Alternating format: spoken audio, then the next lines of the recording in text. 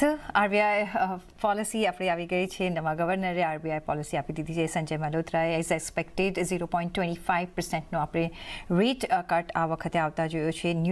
Neutral stance continue રહેશે, એટલે જ્યારે પણ જરૂર પડે કે વધારવા કે ઓછા પડે એ ન્યુટ્રલ સ્ટાન્સ કરતું હોય છે, એટલે એક ફ્લેક્સિબિલિટી રહે. અને સાથે જે એમપીસીની જે બેઠક હતી એમાં બધા જ મેમ્બર્સે આ વખતે એક 5%નો એટલે કે 25 બેઝિસ પોઈન્ટનો એક રેટ કટ આગેમાં એક વોટ કર્યું હતું, અને એટલે જ આજે સર્વસંમતિથી આજે એક 25 બેઝિસ પોઈન્ટનો રેટ કટ આવ્યો છે. ફર્સ્ટ પોલિસી આવી આ નવા ગવર્નર તરફથી, અને જે 26th ગવર્નર છે આપણા આરબીઆઈના, અને એક clear cut, short, sweet, very clear એમને એક વ્યૂ આપ્યો. પણ આપણે વધારે ચર્ચા કરીશું આપણા ગેસ્ટ સાથે જે જોડાઈ ગયા છે, અને જગદીશભાઈ અને અશ્વિન પારેખ આપણી સાથે જોડાયા છે. Market expert Jagdish Thakkar, Ashwin Parekh advisory સર્વિસીસના અશ્વિન પારેખ, અને એલજી યુનિવર્સિટીના ઇકોનોમિક્સ ડિપાર્ટમેન્ટના આસિસ્ટન્ટ પ્રોફેસર અને એચઓડી કેતનભાઈ પણ આપણી સાથે જોડાઈ ગયા છે. Very good morning. અને Ashwinbhai, first take, expected grounds પર આપણને આજે આરબીઆઈ પોલિસી આવતા જોવા મળી છે. 0.25%નો જે રેટ કટ આપણે એક્સપેક્ટ કર્યો તો એ રીતના આવી છે. પણ નવા ગવર્નર એક વેરી ક્લિયર થોટ સાથે આપણે આવ્યા છે, એમ આપણે કહી શકીએ. જે ક્લેરિટી હતી એમની સ્પીચમાં, શોર્ટ, સ્વીટ, પણ બધું જ કહી દીધું. તમારો ટેક?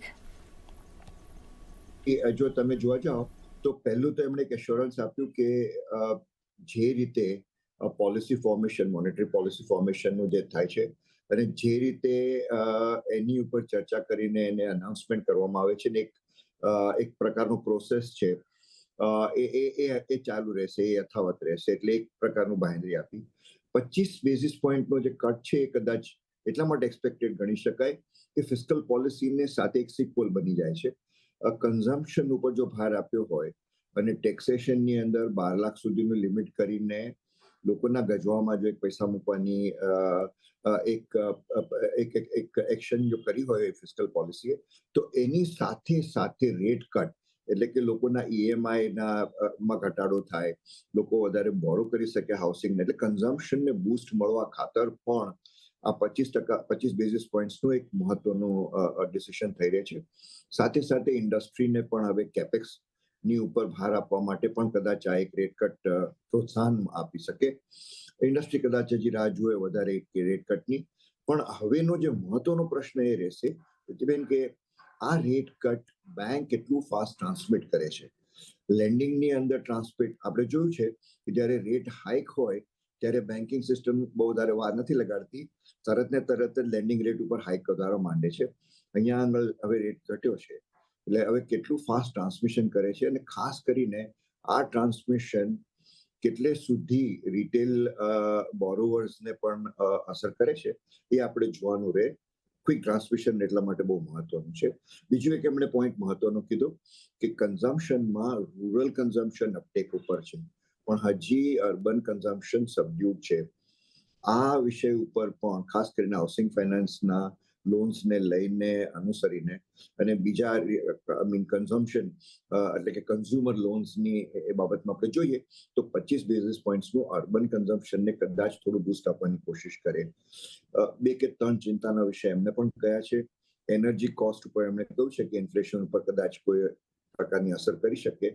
ઓલરેડી આપણે જોયું કે અમેરિકાના પ્રેસિડેન્ટ સાહેબે જે રીતના અનાઉન્સમેન્ટ્સો કર્યા છે એને લઈને એક પ્રકારની એનર્જી કોસ્ટની અંદર, એનર્જી પ્રાઇસની અંદર વોલેટિલિટી આવી છે. એટલે એ કદાચ ઇન્ફ્લેશનને અને એને લઈને આ જે એક દિશા છે રેટ કટની, એને કદાચ કોઈ અસર કરે, કદાચ ફેવરેબલ પણ જાય. એ આપણે જોવાનું રહે. મારો ટેક એ છે કે એકદમ એક્સપેક્ટેડ લાઇન્સ પર હોવા છતાં એની સાથેના જે બાકીના 5 કે 6 અનાઉન્સમેન્ટ્સો કર્યા છે એ પણ થોડું ધ્યાન માંગી લે છે પ્રીતિબેન. જી, એબ્સોલ્યુટલી. જે એડિશનલ મેજર્સ એમને જે કયા છે એ પણ એક ધ્યાન ખેંચી લેશે, જે આપણે ચર્ચા કરીશું. પણ ફર્સ્ટ આપણી સાથે ઓફકોર્સ કેતનભાઈ પણ જોડાયેલા છે. Ketanbhai, macro level point of view કઈ રીતના તમે જોઈ રહ્યા છો? આ નીડ ઓફ ધ આવર હતું ને એટલે જ એમપીસી તરફથી આપણને ફૂલ અહીંયા એક સપોર્ટ પણ મળતો દેખાઈ રહ્યો છે અને બધાએ જ વોટ કર્યું છે. અને જે રીતના અત્યારના જે ગ્લોબલ સિચ્યુએશન પણ એમને એક્સપ્લેન કરી કે કઈ રીતના ગ્લોબલ સિચ્યુએશનને લીધે ઇન્ડિયન ઇકોનોમી પર ફરક આવ્યો છે, એક ઇમર્જિંગ માર્કેટ પર ફરક આવ્યો છે. કઈ રીતના તમે જોઈ રહ્યા છો 25 બેઝિસ પોઈન્ટનો કટ કઈ રીતના ઇકોનોમીને અને કન્ઝમ્પશનને એક પુશ આપી શકે છે? નવા ગવર્નર સાહેબ સંજય મલ્હોત્રા સરની એમ તો ધમાકેદાર એન્ટ્રી કહી શકાય. આવી અને અપેક્ષા પ્રમાણે એમણે પોલિસી ડિલિવર કરી છે. વોઝ લોંગ અવેટેડ, પણ ક્યાંક મને લાગે છે કે અત્યારે આ થોડું પ્રી મેચ્યોર છે. વિથ ધી બેનિફિટ ઓફ હિન્ડસાઇટ, કદાચ જૂની ટીમ હોત, શક્તિકાંત દાસની અને એમપીસી મેમ્બર્સ જૂના જે હતા, જો એ રહ્યા હોત તો ફરી વખત એમણે આ કન્ટિન્યુ કર્યું હોત, સેમ રેપો રેટ અને ન્યુટ્રલ સ્ટાન્સ. મલ્હોત્રા સાહેબે સ્ટાન્સના કોઈ ફેરફાર કર્યો નથી, ન્યુટ્રલ સ્ટાન્સ રાખેલો છે, જેનો અર્થ એવો થાય છે કે એમને બી ડર છે કદાચ ફુગાવો આગળ ઉપરની તરફ પણ જઈ શકે. ભલે અત્યારે આપણે કહીએ છીએ કે નવા ફિગર્સ ટૂંક સમયમાં આવશે, 5% નીચે 100% જતો રહ્યો છે. બીજી વસ્તુ, 1 ફેબ્રુઆરીએ જે બજેટની પોલિસી ડિક્લેર થઈ એની અંદર એક એક્સપાન્શનરી ફિસ્કલ પોલિસી સ્ટાન્સ જોવા મળે છે. Apart from middle class oriented budget, welfare સ્કીમ્સમાં પણ જે આપવાનું છે કેશ મની, એમાં વધારો થયો છે. સપ્લાય સાઇડ મેજર્સ પણ સરકારે એગ્રીકલ્ચર સ્કીમ્સ, ફોર એક્ઝામ્પલ પ્રધાનમંત્રી ધાન્ય કૃષિ યોજના, મિશન એડિબલ ઓઇલ્સ, આત્મનિર્ભર મિશન ફોર પલ્સસ, એ બધા લીધા છે. સરકારે સ્વીકાર કર્યું કે સપ્લાય સાઇડના કારણે ફુગાવો છે, ડિમાન્ડ સાઇડના કારણે નથી, એટલે કંઈક હવે આ બાજુ કરવું પડશે. તો એ પ્રમાણે એમણે લીધું છે. એટલે એક્સપાન્શનરી ફિસ્કલ પોલિસી અને અત્યારે એમાં વધારો થયો છે એક્સપાન્શનરી મોનેટરી પોલિસી કદાચ ફુગાવાને વેગ આપી શકે છે. પણ એક વાત ખરી કે બજેટનું ઇમ્પ્લિમેન્ટેશન 1 એપ્રિલથી શરૂ થવાનું છે, તાત્કાલિક આ મહિનાથી કે આવતા મહિનાથી થવાનું નથી. તો મારો મંતવ્ય એવો હતો કે હજી એકાદ પોલિસી, બે જૂન સુધી રાહ જોઈ લેવી જોઈતી હતી. એક આ પોલિસી એવી છે compared to last 3 policies, જ્યાં એક્સટર્નલ ફેક્ટર અને ખાસ કરી રૂપી depreciation is very very important. છેલ્લા અઠવાડિયામાં કે છેલ્લા 10 દિવસમાં જે પ્રમાણે રૂપી સ્લાઇડ થયું છે, breaching the psychological level of 87, imported ઇન્ફ્લેશનની શક્યતા રહે છે. અને એક એક્સપર્ટ ગેસ્ટે વાત કરી હતી કે એકવાર તમે કટ કરો, રેટ કટ કરો, અને પછી જો એક કમ્પલ્શન આવે કે હવે વધારવું પડશે ફરી વખત ઇન્ફ્લેશનને 5% સુધી રાખવામાં, તો it would pass out a very negative sentiment to the market, a very negative signal to the market. Absolutely. તો એક વખત કટ કરીને પછી જો હાઈક આપે છે તો નેગેટિવ સિગ્નલ જઈ શકે છે. એટલે સ્લોલી અને સ્ટેડીલી આપણે જોયું છે, મેથોડિકલી, અને આપણે આઈ થિંક 5 વર્ષ પછી એક રેટ કટ આવતા જોઈ રહ્યા છીએ. કોવિડ સમયથી આપણે એક આ સિચ્યુએશન જોઈ હતી. પણ સાથે કોટક એલ્ટરનેટ અસેટ મેનેજમેન્ટના ઇન્વેસ્ટમેન્ટ અને સ્ટ્રેટેજીના CEO લક્ષ્મી અય્યર પણ જોડાઈ ગયા છે. Lakshmi, very good morning. કઈ રીતના તમે લઈ રહ્યા છો આ રેટ કટની? એક્સપેક્ટેડ ગ્રાઉન્ડ્સ પર આવ્યા છે રેટ કટ? માર્કેટમાં અત્યારના જોઈએ તો એટલી બધી ચહેલપહેલ નથી. એકચ્યુઅલી દબાણમાં અત્યારના માર્કેટ ચાલી રહ્યું છે. પણ as a major, as a beginning, કઈ રીતના જોવું જોઈએ ને કઈ રીતના અસર તમે જોઈ શકો છો આપણા ડોલર રૂપી પર, ઇન્ફ્લેશન પર, કોઈ સ્પાઇક, કઈ રીતના આપણે અઝ્યુમ કરીને આગળ ચાલવું જોઈએ? હાય, ગુડ મોર્નિંગ. માર્કેટ માટે તો ગુડ મોર્નિંગ 2 દિવસથી ચાલી રહ્યું હતું એકચ્યુઅલી, કેમ કે એક્સપેક્ટેશન ખાસું બિલ્ડઅપ થઈ ગયું હતું કે 5% આપણે ઘટાડો જોવા મળે, અને ન્યુટ્રલ સ્ટાન્સ ની પણ ઓબ્વિયસલી એક્સપેક્ટેશન હતી, કેમ કે આ રેટ સાયકલ આપણે જાણવી જોઈએ છે કે શેલો રેટ ઇઝિંગ સાયકલ હશે કદાચ, કેમ કે તમારું જે ઇન્ફ્લેશનનું ફોરકાસ્ટ પણ જે ગવર્નર સાહેબે આપ્યું છે એ 4.8% છે. તો એ nowhere near close to the 4% region છે આજની તારીખમાં. That's point number 1. અને point number 2, ગ્લોબલ પરિસ્થિતિ તમે જોશો તો ત્યાં સિચ્યુએશન બહુ ફ્લુઇડ છે, ઇવોલ્વિંગ સિચ્યુએશન છે. તમે ડોલર રૂપીમાં પણ આજની તારીખમાં પણ દબાણ આપણે કહેવાય કે સ્થિર નથી થયું, તો સ્ટેબિલિટી આવવાની ગરજ છે. તો એ બધું ગણીને આજની પોલિસી ઓબ્વિયસલી આઉટકમના હિસાબે હતી. હવે ઇન્ક્રિમેન્ટલી કન્ઝમ્પશન બૂસ્ટ જે આપણે બજેટમાં જોવા મળેલા, અને એના પ્રમાણે તમે વ્યાજ દરોમાં પણ ઘટાડો આપ્યું છે, આ કોમ્બિનેશનમાં ફેઝમાં કદાચ ઇકોનોમીમાં એક ગ્રોથ ઇમ્પેટસ આવશે કન્ઝ્યુમરના તરફથી. ઓબ્વિયસલી એ એક્સપેક્ટેશન છે આજની બજેટમાં, આજની પોલિસીમાં.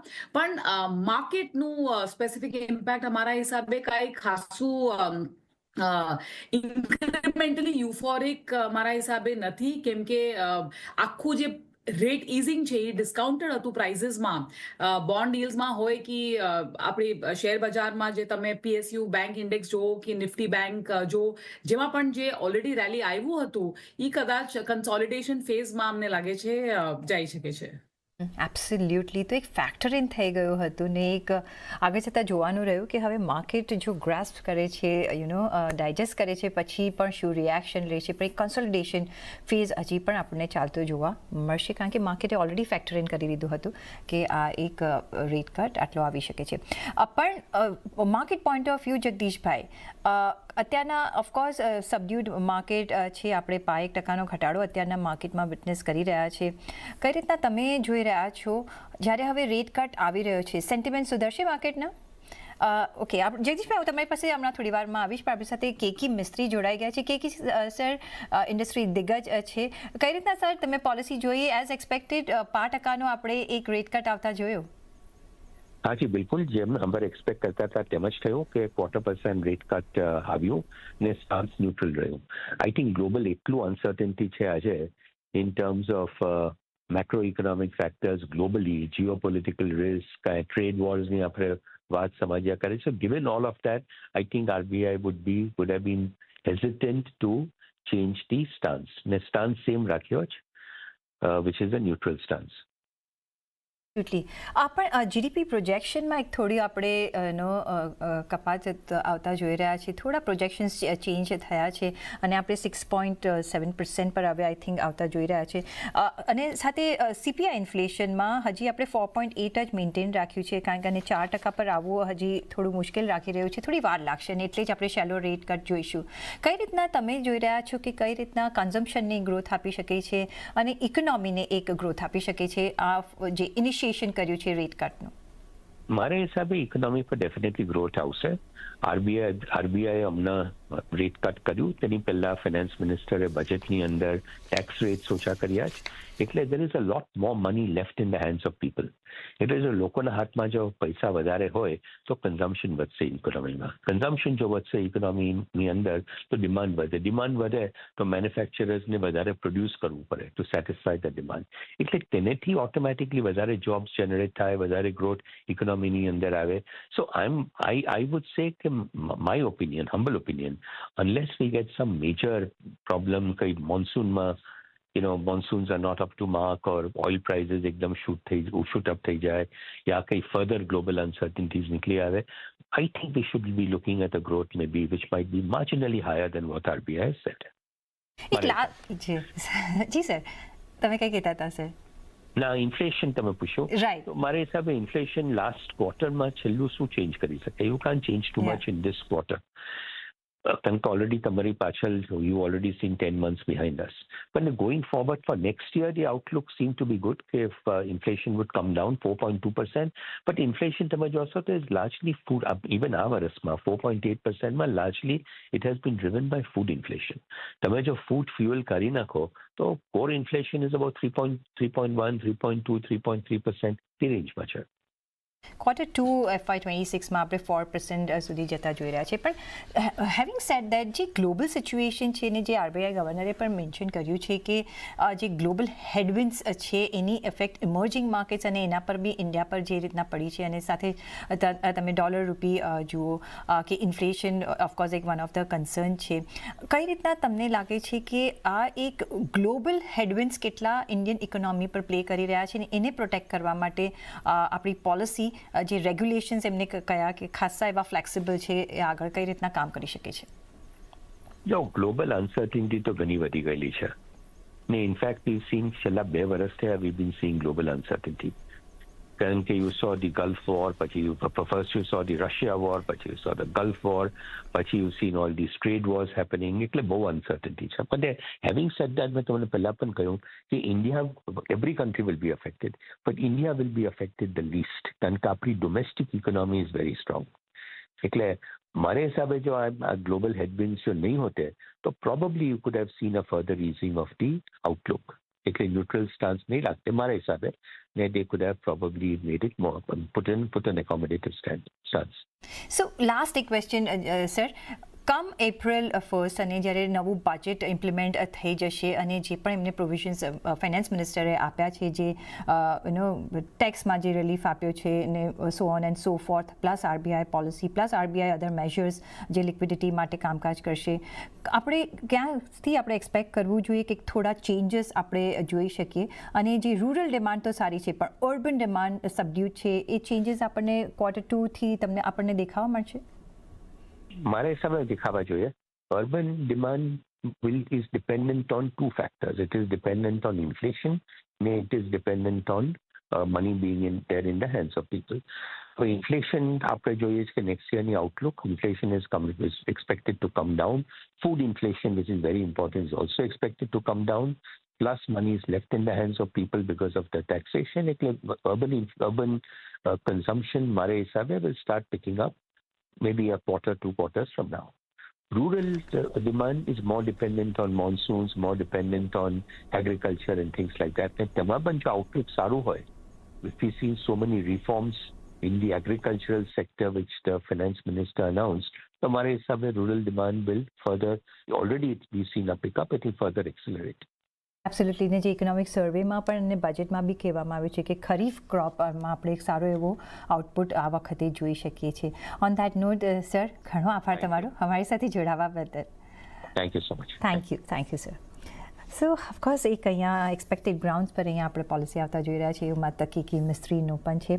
પણ જગદીશભાઈ, સોરી મારે તમને ઇન્ટરપ્ટ કરવા પડ્યા, પણ માર્કેટ અત્યારના હજી પણ થોડુંક સબડ્યુડ છે, જેથી જો કે પોલિસી પછી ને હવે જોઈએ તો એક થોડું કૂલ ડાઉન થઈ રહ્યું છે. આઈ થિંક કઈ રીતના માર્કેટ પોઈન્ટ ઓફ વ્યૂ અહીંયા સેન્ટિમેન્ટ સુધરી શકે છે? નામ તમે જુઓ તો માર્કેટ એક્સપેક્ટ કરતું હતું કે 0.25% જેટલો જ રેટ કટ આવશે. સૌથી વધુ સારી વાત તો એ છે કે આ જે રેટ કટ આવ્યો છે એ સર્વસંમતિ જે શરૂઆત થઈ આ નવા ગવર્નર સાહેબની. બાકી દર વખતની પોલિસીમાં તમે જોજો, જ્યારે પણ રેટ કટની વાત હતી ત્યારે હંમેશા 4:2 ઓર 5:1 એ જાતના જ હતા. એટલે કોઈક ને કોઈક તો અસંમત હતું જ. આ વખતે બધા સંમત થયા છે કે રેટ ઓફ ઇન્ટરેસ્ટ આપણે ઘટાડવો જોઈએ. હમણાં અશ્વિનભાઈ સારી એક વાત કરી કે જ્યારે રેટ ઓફ ઇન્ટરેસ્ટ વધે છે ત્યારે બેંકો એને અઠવાડિયાની અંદર તમારા રેટ ઓફ ઇન્ટરેસ્ટ વધારી નાખે છે, તમારી દરેક આઉટસ્ટેન્ડિંગ લોન કે તમારે જે કંઈ પણ જે હોય બોરિંગ્સ એના ઉપર. પણ જ્યારે રેટ કટનો સવાલ આવે છે ત્યારે એટલું ઝડપથી પાસ ઓન નથી કરતી. અને આ જાતની ટકોર ઇવન રિઝર્વ બેંક ઓફ ઇન્ડિયાના ગવર્નરે પણ પાસમાં કરી હતી કે જેટલું ઝડપથી તમે વ્યાજના દરો વધારો છો એટલા ઝડપથી તમે ઘટાડો પણ ખરા. એટલે આશા રાખીએ કે આ વખતે વ્યાજના દરો એટલી ઝડપથી ઘટશે તો જ એનો લાભ તમને મળી શકશે. બીજું કે અત્યારે એક વસ્તુ કરી કે મિસ્ત્રી સાહેબે અબાઉટ ધી ટ્રેડ વોરની જે વાત કરી આપણે, કે જે ટ્રમ્પ સાહેબે અત્યારે ચાલુ કર્યું છે કે એમણે શરૂઆતમાં તો મેક્સિકો અને કેનેડા પર લગભગ 25% જેટલી ડ્યુટી એ લોકોના ઇમ્પોર્ટ પર નાખી અને પછી 1 મહિના માટે એને સ્થગિત કરી. પણ ચીન ઉપર 10% ડ્યુટી નાખી છે અને ચીને પણ સામે રિટાલિએટ ચોક્કસ કર્યું છે. આખો ઇતિહાસ આ વસ્તુમાં એક સાક્ષી છે કે જ્યારે પણ આ જાતના ટ્રેડ વોર થયા છે અને જ્યારે એક પછી એક એના એક જે સ્નોબોલ ઇફેક્ટ આવતી જાય છે આખા વિશ્વમાં. અત્યારે તો ભારત એમાંથી બાકાત છે ફોર ધ ટાઈમ બિંગ, પણ જ્યારે પણ આ જાતના આવે છે ત્યારે એની જે સ્નોબોલ ઇફેક્ટ આવે છે એમાં આખા વિશ્વમાં અલ્ટિમેટલી એ મંદીને જ દોરી જાય છે. એટલે મંદી તરફ જ બજાર જતું રહે છે. એટલે એ પણ એક બહુ ચિંતાનો વિષય, જીઓપોલિટિકલ ચોક્કસ ટેન્શન આપણી પાસે છે. સાથે સાથે જે જીડીપીના ફોરકાસ્ટ એમને કર્યા FY26ના એ પણ એમને ઘટાડીને 7% જેટલા કર્યા છે. અલબત્ત એમને જે કહ્યું છે કે જે મોંઘવારી જે દર છે એ ઘટાડીને 4.8%ની આસપાસ એમને આવવાની શક્યતા છે. અને એમને એક આશા પણ કર્યું કે હવે પછી ફૂડના પ્રાઇસીસ ઘટશે. હવે એ એક બહુ મોટી ક્વેશ્ચન માર્ક છે, ફૂડના પ્રાઇસ ઘટશે તો કેટલા ઘટશે. અને અત્યાર સુધી તો આપણે જોઈએ છીએ કે સૌથી મોટું કોન્ટ્રીબ્યુશન ઉગાવવામાં ખાલી ફૂડ આર્ટિકલ્સનું જ હતું. એટલે તમે એને બાદબાકી કરો તો કદાચ એટલા ફુગાવાના દર એટલા મોટા નહોતા. એટલે આમ ફાયદો તો ચોક્કસ ખાસ કરીને નોન બેન્કિંગ ફાઇનાન્સ કંપનીને બહુ મોટો ફાયદો થવાનો સવાલ ચોક્કસ છે. એટલે શ્રીરામ ફાઇનાન્સ છે, બજાજ ફાઇનાન્સ છે, બજાજ ફિન્સર્વ જેવી કંપનીઓ છે, M&M ફાઇનાન્સ છે, એ બધી કંપનીઓને સીધો ફાયદો ચોક્કસ થવાનો છે. એટલે આજે નહીં તો કાલે થોડો ઘણો ઉછાળો આ શહેરોમાં આવે તો બિલકુલ નવાઈ નહીં. એબ્સોલ્યુટલી. તો ઓફકોર્સ એની અસર આપણે જોતા રહીશું. પણ અત્યારના માર્કેટ એકદમ નરમ ચાલી રહ્યું છે, બ્રેથ પણ નેગેટિવ છે. પણ લક્ષ્મી, કમિંગ ટુ જે બધાએ જ અશ્વિનભાઈએ, જગદીશભાઈએ મેન્શન કર્યું અને ઓફકોર્સ આરબીઆઈ ગવર્નરે પણ મેન્શન કર્યું છે, શક્તિકાંતા દાસે, અને આજે પણ સંજય મલ્હોત્રાએ જે કહ્યું છે કે રેટ કટ આપી દઈએ છીએ, બેંક્સ પાસ ઓન નથી કરતી, દે વેઇટ ફોર 1-2+ ક્વાર્ટર્સ, અને જે અલ્ટિમેટ કન્ઝ્યુમર છે એને એનો એડવાન્ટેજ તરત નથી મળતો દેખાતો. કઈ રીતના તમે જોઈ રહ્યા છો? બિકોઝ આ જો ક્વિકલી પાસ ઓન થાય છે અને કેટલી ક્ષમતા હોય છે બેંક્સ પાસે ક્વિકલી પાસ ઓન કરવાની, કયા એવા હર્ડલ્સ હોતા હોય છે not to give rate cut immediately to the final consumer also? એ લોકો પાસે બેંકમાં તમે જોશો તો ઇન્ક્રીમેન્ટલ સીડી રેશિયો એટલે ક્રેડિટ ડિપોઝિટ રેશિયો તમે જોશો તો ડિપોઝિટ્સ ઓછા હતા અને ક્રેડિટ ગ્રોથ વધારે હતું. તો એ એક પ્રોબ્લેમ હતી. સેકન્ડ, બેંક પાસે લિક્વિડિટી એટલે આખું બેન્કિંગ સિસ્ટમમાં આજની તારીખમાં લિક્વિડિટી ઓછું હતી. તો આ બે કેટેગરીમાં આપણે જોવા મળીશું. એક તો એક નેચરલ સ્લોડાઉન થઈ ગયું છે ક્રેડિટ ઓફટેકમાં, એટલે એટ ધ બ્રોડર લેવલ કઈ ક્ષેત્રોમાં તો ડેફિનેટલી ક્રેડિટ ગ્રોથ ખાસું મજબૂત છે હમણાં પણ દેટ ઇઝ નંબર 1. અને લિક્વિડિટી જે બેંકની બેલેન્સ શીટમાં ડેફિસિટમાં હતી હમણાં આવી ગયું છે. તો આ બંને તમે જોડો અને આજની રેટ કટ સાથે તમે જોડાશો તો એમ લાગે છે કે થોડું તો રાહત મળવું જોઈએ. પેસ ઓબ્વિયસલી ડિબેટેબલ છે, કેમ કે જે પણ બધા બેંક છે એક એકની પરિસ્થિતિ જુદા છે બીજા તરફથી. તો એ જોવું પડે આપણે કે પેસ કેવી રીતે ટ્રાન્સમિટ થાય, કેમ કે જ્યારે પણ રેટ કટ હોય તો ઇકોનોમીમાં જે ઇમ્પેક્ટ આખું આવવા માટે ઇન્ક્લુડિંગ લેન્ડિંગ ટ્રાન્સમિશન 1-2 ક્વાર્ટર તો ડેફિનેટલી લાગે છે એટ ધ ઓવરઓલ લેવલ. તો એની માટે બહુ જરૂરત છે કે બેંક્સ આખું પરિસ્થિતિ ગણીને ઇન્ક્લુડિંગ, કેમ કે હમણાં ઇમિડિયેટલી તો લિક્વિડિટીનું પગલાઓ લેવાનું ગરજ નથી, કેમ કે આપણે ઓલરેડી જોયું છે ડિસેમ્બરમાં CRR કટ અને હમણાં પોલિસીની પહેલા સ્લ્યુ ઓફ લિક્વિડિટી મેજર્સ.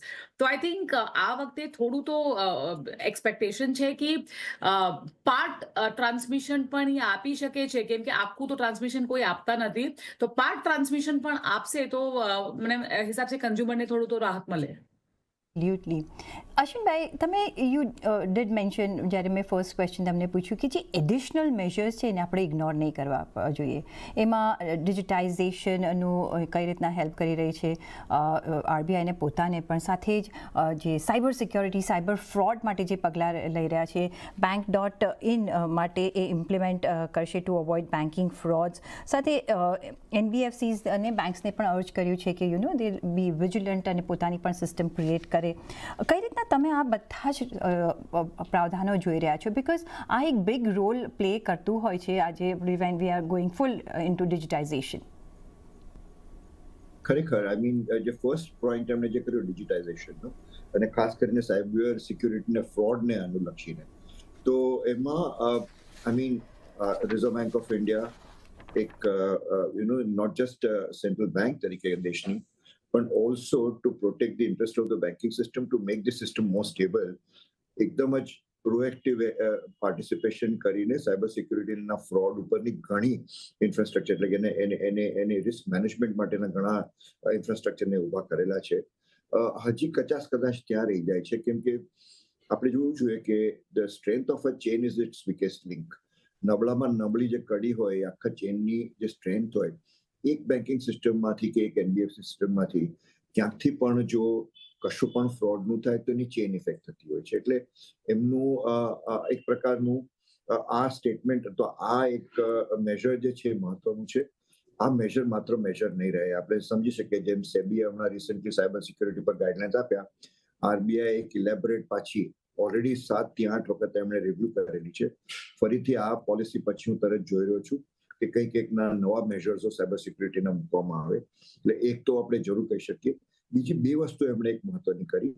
એક મેજર એમણે એક બેંકને અરજી કરી છે, બેન્કિંગ સિસ્ટમને, કે બેન્કિંગ સિસ્ટમ લિક્વિડિટી મેનેજમેન્ટ માટે તરત ને તરત આરબીઆઈ પાસે દોડી જાય છે. એમણે કહ્યું કે અનકોલેટરલાઇઝ્ડ ઇન્ટરબેંકની જે માર્કેટ છે ત્યાં આગળ પણ તમે પાર્ટિસિપેટ કરો, એમાં પણ તમે હાજર રહો. એટલે એક પ્રકારની અત્યારે પરસ્યુએશન જેવી એક કરી છે, પણ કદાચ એની ઉપર કદાચ કોઈ ફ્રેમવર્ક કે કંઈ કશુંક આપણને જોવા મળે.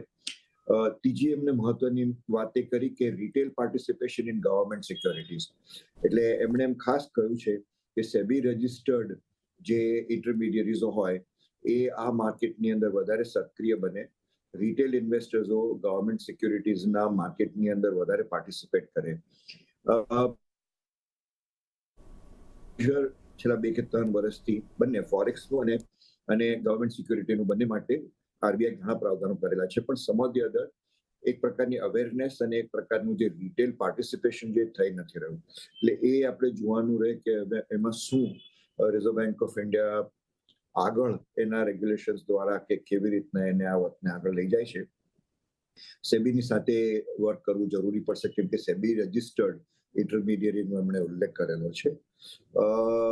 આ બધા પ્રાવધાનો તે સિવાય એમણે ઇન્ટરેસ્ટ રેટ ડેરિવેટિવ્સમાં ફોરવર્ડ કોન્ટ્રાક્ટની વાત કરી છે. એ એકદમ જ આ માર્કેટને રોબસ્ટ કરવા, એટલે પાર્ટિસિપેશનને રોબસ્ટ કરવા માટે forward contract in government securities એક મહત્વનો મુદ્દો હતો.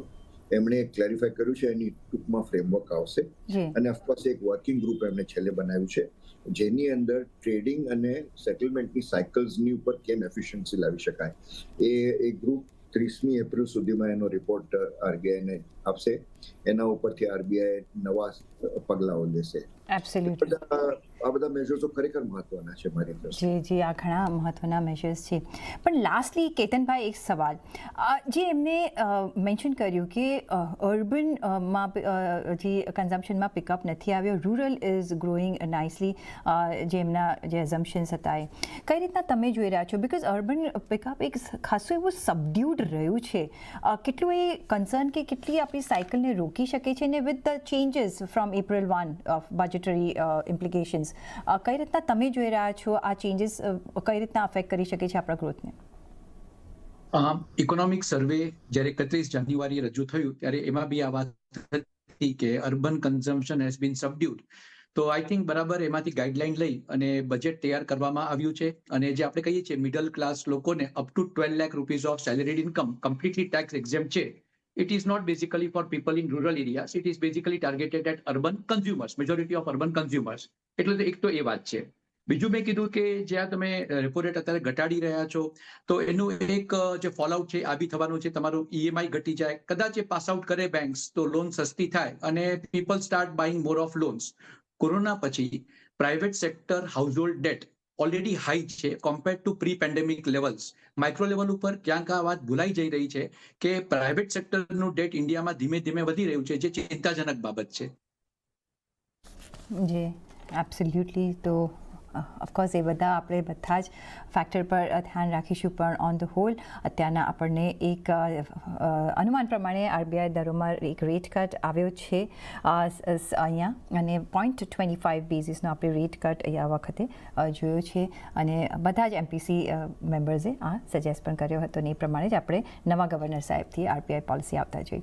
ઓન દેટ નોટ, કેતનભાઈ, અશ્વિનભાઈ, લક્ષ્મી અને જગદીશભાઈ, ઘણો આભાર તમારો અમારી સાથે આજે જોડાવા બદલ. અને સાથે જ મને પણ આપશો રજા. જોડાયેલા રહેજો CNBC ગુજરાત સાથે. નમસ્કાર.